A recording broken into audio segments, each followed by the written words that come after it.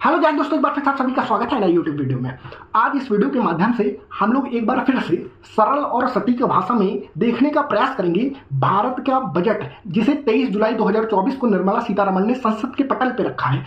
उस बजट की क्या विश्लेषणात्मक बातें हैं और उस बजट की क्या आलोचनात्मक बातें हैं। जैसे कि पिछले 4 वर्षों से लगातार मैं आपके सामने बजट लाता हूं सरल, स्पष्ट और सटीक भाषा में कि बजट से आपको क्या मिलने वाला है, बजट से किसान को क्या मिलने वाला है, बजट से डिफेंस सेक्टर में कितने पैसे खर्च हो रहे हैं, सरकार कौन कौन से नए कल्याणकारी योजनाएं आपके लिए लेके आ रही है। हर एक पहलू पे विस्तार से इस वीडियो के माध्यम से चर्चा करेंगे और इस बार वीडियो को 4 से 5 पार्ट में बनाने की कोशिश करेंगे, जिससे आप भी सरलता से समझ सकें कि बजट की मुख्य हाईलाइट क्या है।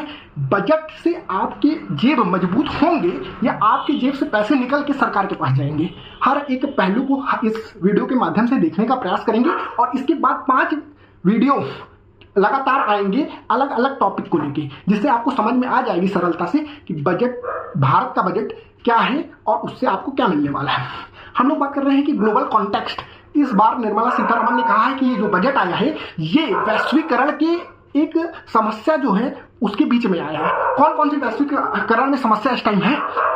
एलिवेटेड एसेट प्राइस, मतलब कि बहुत सारी चीजों के दाम विश्व भर में बढ़ गए हैं, क्योंकि हम लोगों ने देखा है कि पिछले वर्षों रूस यूक्रेन के साथ इजराइल और हमास का जो युद्ध छिड़ा, जिससे सप्लाई चेन डिसरप्शन हुआ और उसकी वजह से ग्लोबल फूड प्राइस में बहुत ज्यादा तरीके से वृद्धि हुई है, इन्फ्लेशन आया है, उसको देखा है। दूसरा, पॉलिटिकल अनसर्टेनिटी देश के विभिन्न हिस्सों में है, क्योंकि हम लोग आपको बताएं कि अलग अलग देशों में चुनाव हो रहा है और ऐसा कहा जा रहा है कि यूएसए में भी हो सके सत्ता पलट जाए, और हम लोगों ने देखा कि ब्रिटेन में ऋषि सुनक की सरकार चली गई, तो इसलिए इस पॉलिटिकल अनसर्टेनिटी के बीच में भारत का बजट आ रहा है। तीसरा क्या है? शिपिंग चेन डिसरप्शन, मतलब कि जो विश्व के बड़े बड़े जहाज हैं जिस रूट से गुजरते हैं, रेड सी है और कौन सा है, बाबल ए मंडेब स्ट्रेट है, वहां पे क्या हुआ, हमास के जो आतंकवादी हैं बहुत सारे नौपोतों को उड़ा दे रहे हैं। इसके बीच में बजट आया है। तो ये 3 प्रमुख बातें हैं जिसके बीच में भारत का बजट आया, जो कि वैश्विक चुनौतियां हैं इस बजट को लेकर। इस बजट में यह भी कहा गया है कि ये बजट 4 जातियों के लिए आया है। 4 जाति मतलब ब्राह्मण, क्षत्रिय, शूद्र और वैश्य नहीं, 4 जाति निर्मला सीतारमण ने कहा है इस बजट के माध्यम से कि अन्नदाता मतलब किसान के लिए बजट है। दूसरा, ये बजट गरीबों के लिए है, ऐसा निर्मला सीतारमण ने कहा। तीसरा, युवाओं के लिए ये बजट है, यूथ के लिए ये बजट है, ऐसा निर्मला सीतारमण ने कहा। और चौथा, महिलाओं के लिए ये बजट है। ये 4 जाति की इस बजट में जिक्र सबसे पहले पन्नों पे हुई है। उसके बाद आगे चल के निर्मला सीतारमण ने कहा कि इस बजट का थीम है, जैसे कि हम लोग पिछली बार देखे थे कि सप्तऋषि नाम से बजट आया था, जिसमें 7 पिलर पे बजट था और हम लोग देखे थे कुछ फोकस एरिया था। इस बजट के 4 जो है मुख्य बजट के थीम है, जिसमें सरकार ने सबसे पहली बेरोजगारी की बात की है, क्योंकि हम लोग लगातार रिपोर्ट देखते आ रहे हैं कि भारत में बेरोजगारी का आलम किस रफ्तार से बढ़ रहा है। तो एम्प्लॉयमेंट पहला समस्या जिसके ऊपर इस बजट को एड्रेस करने की बात सरकार ने कही है। दूसरा, स्किलिंग। हम लोग देखते हैं कि भारत में स्किल की बहुत कमी है, पॉपुलेशन ज्यादा है, डेमोग्राफिक ज्यादा है। ये डेमोग्राफिक डिविडेंड जो है ये भारत के डेमोग्राफिक डिजास्टर ना बन जाए, मतलब कि इतनी बड़ी जनसंख्या भारत के लिए आपदा ना बन जाए। इसके लिए हमें यहाँ के युवाओं को स्किल करना पड़ेगा, इसलिए बजट का थीम भी है स्किलिंग ऑफ यूथ। तीसरा, एमएसएमई सेक्टर के लिए बजट है, मतलब माइक्रो स्मॉल और मीडियम एंटरप्राइजेस, जिसकी आमदनी सर्विस सेक्टर और गुड्स एंड सर्विस सेक्टर के लिए एक ही कर दी गई थी, उसको लेके बजट है एमएसएमई सेक्टर के लिए, जिसमें भारत की अधिकतर ट्रेडिंग होती है, या मतलब भारत के अधिकतर लोग एमएसएमई सेक्टर से जुड़े हुए हैं, जिसके पास ये अपॉर्चुनिटी है कि ज्यादा से ज्यादा रोजगार पैदा कर सके। इसलिए सरकार पीएलआई स्कीम लाई थी, आपको पता होगा। ऐसे ही बहुत सारी स्कीम इस बार भी घोषणा हुई है। और ये बजट मिडिल क्लास मतलब मध्यम वर्ग को लिए लाया गया है, ऐसा सरकार का कहना है। बजट में आगे देखेंगे कि महिलाओं के लिए क्या आया था, गरीबों के लिए क्या आया है, युवाओं के लिए क्या आया है और महिलाओं के लिए क्या आया है। इस बजट में ये भी देखेंगे कि एम्प्लॉयमेंट जनरेट करने के लिए सरकार ने क्या क्या योजनाएं लाई है, स्किल देने के लिए सरकार क्या योजना लाई है, एमएसएमई सेक्टर मतलब माइक्रो स्मॉल और मीडियम इंटरप्राइजेस के लिए सरकार क्या क्या योजनाएं लाई है, और मिडिल क्लास को खुश करने के लिए सरकार कुछ लाई भी है या नहीं। इस बजट की 9 प्रायोरिटी सेक्टर है या 9 प्रायोरिटी एरिया है जिसको इस बजट को एड्रेस किया है। 9 प्रायोरिटी एरिया क्या क्या है? पहला है productivity and resilience of agriculture. Nirmala Sitharaman जब संसद के पटल पे आती हैं तो उनका भाषण किसानों से शुरू होता है, अन्नदाता से शुरू होता है। इसीलिए प्रोडक्टिविटी बढ़ाने के लिए और एग्रीकल्चर को कैसे रिजिलियंट बनाया जाए उसके लिए बात करती हैं। बजट के दूसरा इंपॉर्टेंट सेक्टर है मैन्युफैक्चरिंग एंड सर्विस, मतलब भारत को विश्व का मैन्युफैक्चरिंग हब कैसे बनाया जाए और सर्विस सेक्टर में ग्रोथ और तेजी से कैसा लाया जाए, इसके बारे में इस बजट को एड्रेस करने की बात की गई है। इंफ्रास्ट्रक्चर सेक्टर पे सरकार पिछले सालों में कितना पैसा खर्च की है और आगे क्या क्या योजनाएं ला रही है उसको भी इस वीडियो के माध्यम से हम लोग देखने का प्रयास करेंगे। जैसे सरकार ने पूर्वोदय योजना जैसी नई योजनाओं का घोषणा किया है। इंप्लॉयमेंट और स्किलिंग के लिए सरकार क्या कर रही है वो भी देखेंगे। साथ ही साथ अर्बन डेवलपमेंट, मतलब कि शहरी क्षेत्र में कैसे विकास किया जाए। जो 100 स्मार्ट सिटी की बात कही गई थी सन 2015 में, उसे 2028 तक बढ़ा दिया गया है।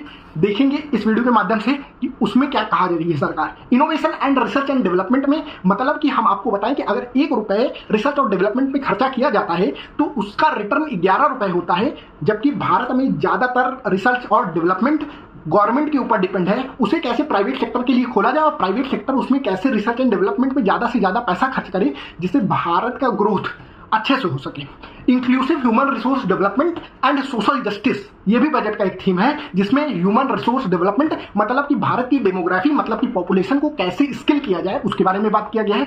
और एनर्जी सिक्योरिटी के बारे में बात किया गया है, क्योंकि हम लोग पता है कि अब हाइड्रोजन फ्यूल की तरफ बढ़ रहे हैं। तो हाइड्रोजन के लिए हम लोग पिछली वीडियो में देख चुके हैं, पिछले साल की बजट में साइट योजना लाई गई थी जिससे कि हाइड्रोजन की अमाउंट को कैसे बढ़ाया जा सके, हाइड्रोजन की फ्यूल को कैसे लाया जा सके उसके बारे में बात की गई थी। इस बजट में एनर्जी सिक्योरिटी के लिए क्या किया गया है वो भी देखेंगे इस बजट में आगे। और देखेंगे नेक्स्ट जनरेशन रिफॉर्म, मतलब कि आगे आने वाली पीढ़ियों के लिए सरकार ने क्या रिफॉर्म लिया है। मतलब कि हम कह सकते हैं कि सस्टेनेबिलिटी की तरफ कैसे बढ़ा जाए, सतत विकास की तरफ कैसे बढ़ा जाए, इस बजट को उसको भी एड्रेस करने की बात कही गई है।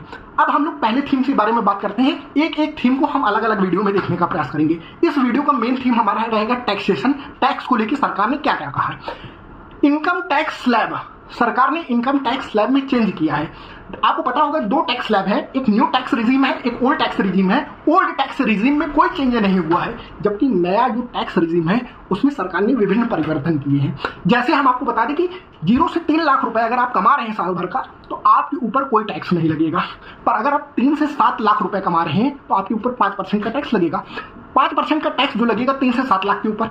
7 लाख से लेके अगर आप 10 लाख रुपए तक कमाते हैं तो 10% का टैक्स। 10 लाख से लेके अगर आप 12 लाख कमाते हैं तो 15% का टैक्स। 12 लाख से लेके 15 लाख कमाते हैं तो आपके ऊपर 20% का टैक्स। और 15 लाख के ऊपर जो कमाते हैं आप उसके ऊपर 30% का टैक्स होगा। लोग चाह रहे थे कि टैक्स में कुछ छूट मिल जाए, तो छूट 2 वर्गों को मिला है। अगर आप पहले 3 लाख से लेके 6 लाख रुपए तक कमाते थे तो आपके ऊपर क्या था, आपके ऊपर 5% टैक्स लगता था। पर अगर आप 3 लाख से लेकर 7 लाख रुपए तक कमा रहे हैं तो आपके ऊपर 5% का टैक्स लगेगा। मतलब कि 6 से 7 लाख के बीच जिसकी इनकम है उसको 5% टैक्स कम देना पड़ेगा। ये बेनिफिट हुआ। और क्या बेनिफिट हुआ, जो पहले 6 लाख से लेकर 9 लाख तक कमाते थे उनको 10% टैक्स देना पड़ता है। अब क्या किया गया, 6 लाख से लेकर अगर आप 10 लाख कमाते हैं, मतलब 9 लाख से 10 लाख के बीच में आप कमाते हैं तो आपको 5% कम टैक्स देना पड़ेगा। तो ये 2 को तो बेनिफिट हुआ। लोग चाह रहे थे कि जो 15 लाख के ऊपर कमाते हैं, जो कॉर्पोरेट टैक्स 23% 25% अगर गवर्नमेंट कर सकती है तो वो 30% से घटा के उसको भी 25% कर देना चाहिए था। पर सरकार ने ऐसा नहीं किया। सरकार ऐसा नहीं करने के पीछे कारण ये भी है कि सरकार को बहुत सारा रेवेन्यू डेफिसिट है, जो आगे वीडियो में हम लोग देखेंगे। दूसरा, सरकार ने एंजल टैक्स को स्क्रैप कर दिया है, मतलब एंजल टैक्स को खत्म कर दिया। एंजल टैक्स क्या होता है, जैसे बाहर के इन्वेस्टर जो भारत में पैसा इन्वेस्ट कर रहे हैं नई नई कंपनियों में, उनके ऊपर जो टैक्स लगता था, जिसको सरकार अभी अभी कुछ दिन पहले लाई थी, उसको सरकार ने खत्म कर दिया है, जिससे क्या होगा, इन्वेस्टमेंट भारत में बढ़ेगा। अब हम लोग सबसे इंपॉर्टेंट बात करने वाले हैं कैपिटल गेन टैक्स के बारे में। कैपिटल गेन टैक्स क्या होता है, पहली बात हम लोग ये देख लेते हैं और फिर देखते हैं इसके ऊपर टैक्स कैसे लगता है। जैसे आप शेयर मार्केट में ट्रेडिंग करते होंगे, शेयर मार्केट में अगर आप 1 साल से ज्यादा किसी शेयर को रखते हैं, उसे के ऊपर long term capital gain tax लगता है। लंबी अवधि के लिए जो कैपिटल गेन टैक्स लगेगा। अगर आप 1 साल से कम किसी शेयर को बेच देते हैं तो आपके ऊपर short term capital gain tax लगता है। मतलब जो आप पूंजी कमाए रहेंगे उसके ऊपर short term capital gain tax लगेगा, उसके ऊपर टैक्स लगेगी सरकार। इसमें सबसे बड़ा बदलाव किया गया है, जिससे भारत की शेयर मार्केट बजट के पेश होते होते ही बहुत ज्यादा गिर गई। क्या किया है सरकार ने इसमें, जो long term capital gain tax था वो पहले 10% लगता था, सरकार ने इसको 12.5% कर दिया। मतलब कि अगर आप 1 साल से ज्यादा कोई भी शेयर रखते हैं, अभी तक आपको 10% टैक्स देना पड़ता था, अब आपको 12.5% देना पड़ेगा। आप कहेंगे कि 2.5% ही तो ज्यादा मांग रही है सरकार, पर आपको बता दें कि अभी कुछ वर्षों पहले तक long term capital gain tax India में 0% था और सरकार उसको 10% तक लाई। सरकार उसको बढ़ाती जा रही है 12.5% तक। इन्वेस्टर के बीच में भारत की मार्केट को लेके बहुत ज्यादा चिंता है कि आगे आने वाले समय में सरकार इसको 20%, 25%, 30% कर देगी तो कौन रोकने वाला है। अब हम आपको बताएं short term capital gain tax, मतलब अगर आप 1 साल के अंदर किसी शेयर को बेच देते हैं, सरकार अभी तक उसके ऊपर 15% का टैक्स लेती थी, सरकार उसको बढ़ा के 20% कर दी है। मतलब अगर आप ट्रेडर थे और आप डेली ट्रेडिंग करते हैं और 15% सरकार आपसे टैक्स लेती थी, अब सरकार उस पर कैपिटल गेन टैक्स 20% ले ली। मतलब सरकार शेयर मार्केट के इन्वेस्टर को एक झटका दे दी कि हम आपके ऊपर टैक्स बढ़ाते जाएंगे। ये एक शेयर मार्केट के लिए अच्छी बात नहीं है और जो भारत में निवेश करने वाले बाहर के निवेशक हैं वो भी अब डरेंगे शेयर मार्केट में इन्वेस्ट करने के लिए। ये सबसे बड़ी बात है। सरकार ने F&O future and option market होता है जिसमें ये अंदाज लगाया जाता है कि ये शेयर कितना दाम तक बढ़ेगा और इसमें 10 में से 9 ट्रेडर का लॉस होता है। सरकार ने इसके ऊपर टैक्स बढ़ा दिया है, जो सिक्योरिटी टैक्स सरकार लगाती थी। इसके ऊपर सरकार ने ट्रांजैक्शन सिक्योरिटी चार्ज बढ़ाया है, जो कि अच्छी बात कहा जाएगा, क्योंकि ऐसा सेबी ने भी इंडिकेट किया था कि बहुत सारे जो नए इन्वेस्टर हैं वो F&O मार्केट मतलब फ्यूचर एंड ऑप्शन मार्केट में बिना जाने समझे ट्रेडिंग कर रहे हैं और बहुत ज्यादा घाटा करते जा रहे हैं। तो ये अच्छी बात है, परंतु जो इन्वेस्टर हैं उनके ऊपर टैक्स लगाना एक दुख भरी खबर है शेयर मार्केट के इन्वेस्टर्स के लिए। हम आपको बताएं सरकार ने इंडेक्सेशन ही खत्म कर दिया। अभी तक सरकार इंडेक्सेशन देती थी। इंडेक्सेशन क्या होता है, मानिए आपने आज किसी प्रॉपर्टी को 10 लाख का खरीदा है और आप उसको 10 साल बाद बेचते हैं और वो प्रॉपर्टी 1 करोड़ की हो गई। अब आपको सरकार जो है कैपिटल गेन टैक्स दे लेती है। सरकार 90 लाख पे कैपिटल गेन टैक्स लेती थी, सरकार 90 लाख पे कैपिटल गेन टैक्स नहीं लेगी। सरकार क्या करती थी कि उस समय में जो महंगाई बढ़ी, मान लीजिए कि उस समय 10 लाख की कीमत 30 लाख होगी, तो 30 लाख मतलब कि महंगाई के हिसाब से वो 30 लाख का हो गया। सरकार आपसे 70 लाख पे टैक्स लेती है, परंतु सरकार ने अब इंडेक्सेशन खत्म कर दिया। सरकार कहती है कि हमें महंगाई से कोई फर्क नहीं पड़ता, अब आपको पूरा 90 लाख पे टैक्स देना पड़ेगा। मतलब कि सरकार ने ये तो गलत किया कि महंगाई तो लगातार बढ़ रही है ना भारत जैसे में, और आप अगर इस महंगाई को काउंट ही नहीं कर रही है सरकार, तो इंडेक्सेशन टैक्स खत्म कर दी सरकार। इनकम टैक्स 1961 के एक्ट में सरकार कही है कि हम इसको रिव्यू करेंगे, मतलब इसे फिर से पुनर्देखेंगे।